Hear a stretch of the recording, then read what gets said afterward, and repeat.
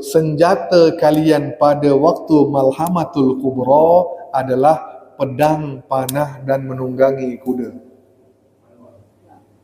Jadi waktu itu Malhamatul Kubra kita guna senjata manual, senjata tradisional. Mana perginya senjata canggih kita?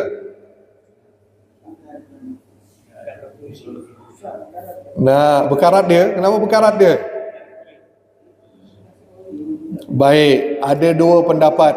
Yang pertama pendapat mengatakan terjadi perang dunia ketiga yang mungkin menggunakan teknologi bom nuklir. Baik, Rusia ada nuklir apa tidak? Amerika ada nuklir apa tidak? Ada. India ada nuklir apa tidak?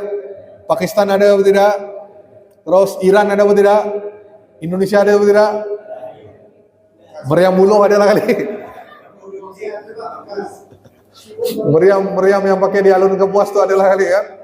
Dan Indonesia tak ada, Malaysia tak ada, maka kuasa-kuasa besar ni ada bom nuklir, dan mungkin mereka nanti dalam perang dunia ketiga akan gunakan bom nuklir. Dan kita tahu bom nuklir kekuatannya jauh lebih dahsyat daripada bom atom yang digunakan pada perang dunia kedua untuk jatuhkan Jepang. Betul?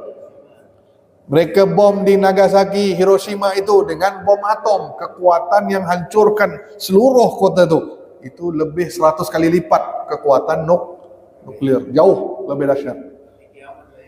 Belum. Jadi bila terjadi perang ni akan menyelenyapkan seluruh teknologi. Ini masuk akal. Ini pendapat pertama. Kan? Boleh melenyapkan seluruh teknologi yang ada, maka kita terpaksa gunakan senjata manual, pakai pedang.